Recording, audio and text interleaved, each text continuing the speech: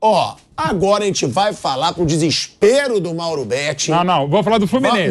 Vamos falar do Fluminense. Vamos falar do campeão que meteu 4-1. Vamos falar do Até Flamengo. treme a câmera. Flamengo vive uma crise nesse momento, uma crise grande, por sinal. Vitor Pereira vai cair, de acordo com a minha informação, vou perguntar também pro Mauro César Pereira, que tem as fontes dele, cai ainda hoje, provavelmente no Flamengo, e já teve, isso eu sei, tá? Foi até uma informação que o Júlio Miguel Neto, a princípio, me mandou, e tem a foto do Marcos Braz, tá? Reunido com o Carlos Leite. O Carlos Leite que age como intermediário, muitas vezes, do Gilmar Veloz, para negociações com o Tite.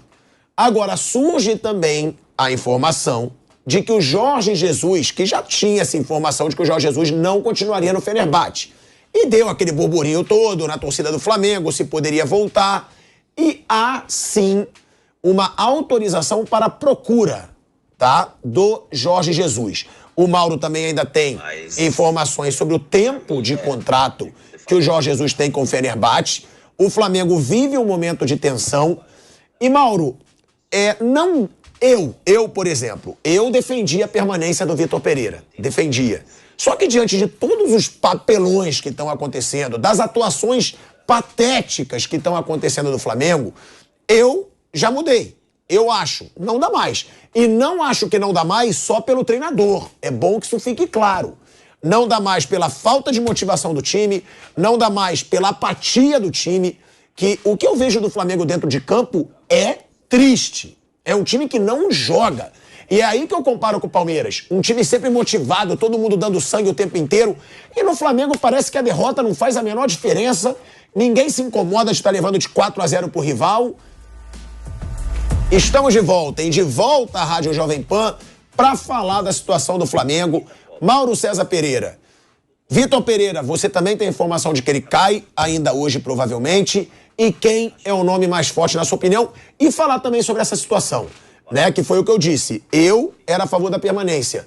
Hoje, pra mim, não dá mais. Diante dos papelões e das atuações, que são péssimas. É culpa do treinador? Não apenas dele, mas também acho dele. Jogadores não estão jogando nada. Diretoria contratou errado de novo. E, Mauro, só pra te me jogar a palavra. Se a gente for ver, Domenech, 12 milhões de reais em multa rescisória. Rogério Ceni, 5 milhões. Já são 17. Paulo Souza, 7 milhões e meio. A gente vai para quase 25 milhões. E agora, Vitor Pereira, 15 milhões de reais. 40 milhões de reais em multa rescisória de treinador. Além do salário do Vitor Pereira, que para mim não teria muita justificativa pelo que ele fez no ano passado, dar quase 2 milhões de reais de salário pro Vitor Pereira. Tem que criticar muito também, né, Mauro? A diretoria, essa queima de dinheiro com multa rescisória e o Marcos Braz, que já se considera intocável pelo Rodolfo Landim, que numa entrevista exclusiva pra você, bancou ele. Falou, enquanto eu tiver, ele fica, porque ele entrou comigo. Mas aí é muito fácil você saber que você pode fazer besteira doidado e continuar como vice de futebol. É importante frisar que todas as decisões importantes do Marcos Braz têm um aval do presidente do clube. Ele sempre consulta o Landim. Então, exato. O Marcos Braz não contrata o Vitor Pereira sem o Landim dar o ok. Ele não demite o Domenech ou o Ceni sem consultar o Landim. O Landim dá o ok. Então, eles são sócios no sucesso do fracasso, né? Mais fracasso do que sucesso, diga-se de passagem. Né? Assim, que a saída do Vitor Pereira vai acontecer, para mim, é uma obviedade. Eu nem trato hoje ainda, né? Nem trato isso como informação. Isso é uma obviedade. Mas aliás, hoje, tem um negócio meio patético, tem gente disputando na internet quem dá a informação primeiro. É mais ou menos o seguinte: atenção, eu tenho uma exclusividade aqui para vocês. O sol nascerá amanhã. Todo mundo e o sabe Messi que o sol joga vai pra nascer, caramba. mas todo mundo sabe que ele vai ser demitido, é o óbvio. Né? A diferença é quando, como é que vai ser, os detalhes. Isso ninguém sabe, porque eles estão negociando isso. Negociar como é que vai pagar a multa, como é que vai ser, como é que não vai ser. E se fosse no caso, para falar do sol, você pode falar o seguinte: vai chover, vai ter tempo nublado, aí sim você tem informação. Agora, quando o sol nasce, ele nasce. Então não dá pra acreditar no dirigente do Flamengo, né? Porque o Braz bancou, Claro que ele não. chegou a falar, ó, ele é treinador pra temporada. Você lembra que eu falei? Lembro. Lembra que eu falei? Eu falei, ele não está garantindo, ele está dizendo que contratou para a temporada, não significa que vai ficar até o final. Isso eu falei desde o começo, que aquilo ali não significava nada. Ele fez um jogo de palavras ali, foi a maneira que eu entendi. Mas enfim, isso é evidente.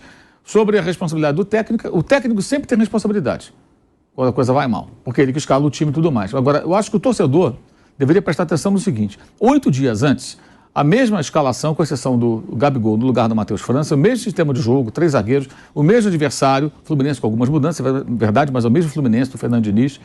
O Flamengo fez um bom jogo, venceu a partida, venceu por 2-0, mudou no segundo tempo, entraram jogadores com outra característica, ficou com a posse de bola, fez um gol trocando passe durante 1 minuto e pouco. Isso foi uma semana e um dia antes. O que aconteceu nesse período, além do ridículo jogo contra o Alcas, no segundo tempo, aquela derrota, aquele papelão lá em Quito? Por que os jogadores ontem estavam naquela passividade que, por exemplo, primeiro gol do Fluminense, o gol é muito bonito, mas o Marcelo não vai encontrar essa moleza que ele encontrou ontem para trafegar com a bola, o Gerson dando carrinho no vento, o Cebolinha correndo para o lado errado. Não vai encontrar. Não vai encontrar. Segundo gol, o Ganso completamente livre, faz o passe para o canto, parecia treino.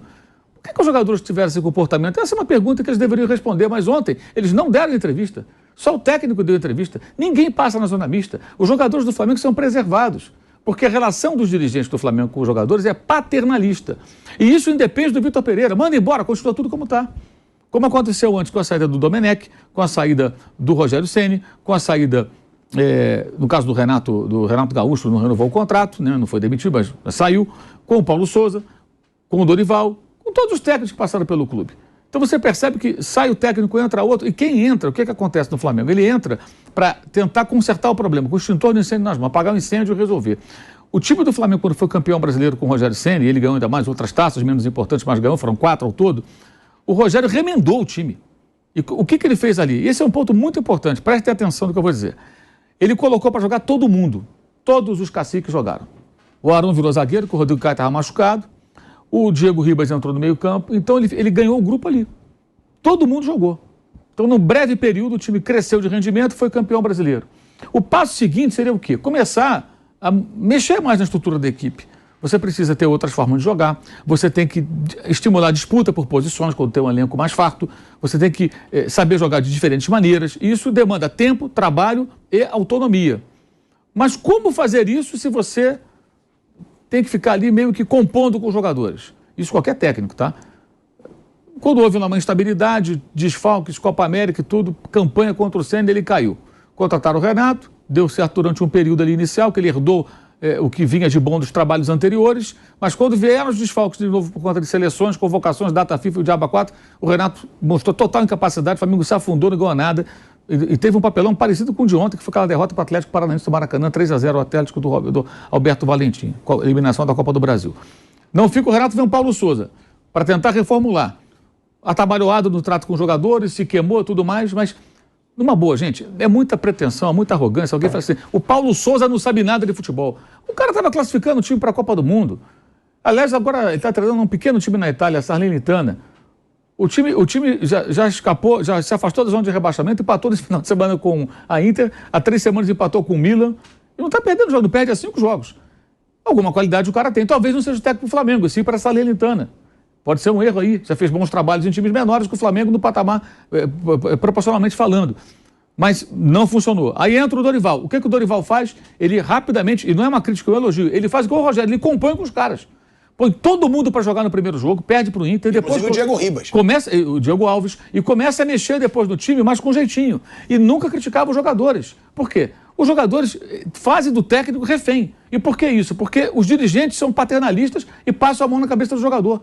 Então, quando o Gabigol, que não faz gol há 9 jogos, isso não significa que ele não tem uma bela história do clube, que ele não merece elogios pelo que já fez. Não, tudo isso aí é outra história. Mas são 9 jogos sem marcar. Ontem, na única chance que ele teve, o Gerson fez um passe para ele em profundidade e ele deixou a bola bater no calcanhar. Um erro patético, era só dominar a bola e bater pro gol. E ele não conseguiu. Um erro absurdo para um jogador do calibre do Gabriel. E quando ele sai e dá aquela entrevista semana passada, meio que justificando por que ele estava na reserva, você já percebe que os jogadores fazem o que eles querem. Dá entrevista quando quer, para na zona mista quando quer, fala o que lhe é conveniente.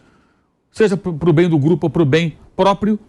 E isso acontece por quê? Porque os dirigentes são paternalistas. Então, ao mesmo tempo, é engraçado que parte da torcida pede profissionalismo com a saída do Braz. Ok, tira o Braz, eu não sou contra, não. Mas não vai sair só o Braz, não. Vai sair muita gente. Se você contratar um profissional, um cara realmente bom, eu não sei quem é esse cara que eles vão encontrar, mas se você achar esse cara, colocar ali, ele quando olhar ali para dentro, aquela estrutura viciada, ele vai demitir muita gente, vai colocar outras pessoas no lugar. Que estrutura é essa, Mauro? Uma estrutura que tem 3 gerentes, uma série de profissionais ali dentro. É só lembrar o áudio vazado daquele ex-funcionário do Flamengo contra o Rogério Ceni.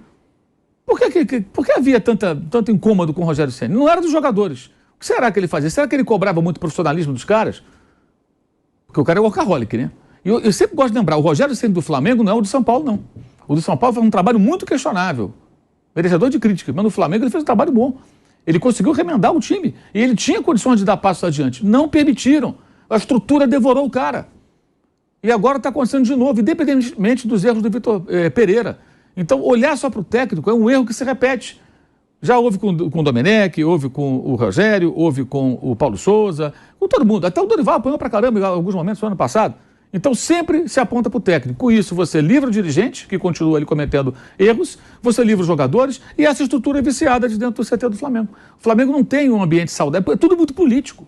O que explica 3 gerentes? O que eles fazem ali dentro? Qual a participação no dia a dia para manter a coisa controlada, para de repente perceber o que está saindo do lugar? Eles colaboram efetivamente com a comissão técnica que chega, seja ela brasileira ou estrangeira? E não importa se o técnico é brasileiro ou estrangeiro, você tem aqui 2 estrangeiros, no caso 3, o Domenech, o Paulo Souza e agora o Vitor Pereira. E citei o Renato, citei o Rogério, que foi, acho que o mais sacaneado, que foi demitido 3 horas da manhã. O cara campeão brasileiro, meu irmão, demitido 3 horas da madrugada. Isso eu nunca vi. Mas ontem o Braz falou, não, hoje é 10 da noite, eu tô com a cabeça meio quente, não pode demitir. Pô, o cara que demitiu às 3 da manhã. Eu pensei, não, sério, sem ironia, eu pensei, 10 da noite não, talvez às 3 da madrugada ele demita. Eu pensei a mesma coisa. Espalha pra rapaziada aí, compartilha aí nas redes sociais e segue o Poufla, valeu? Esse é o canal Poufla, sempre com bons conteúdos pra você. Beijão, abraço e até mais.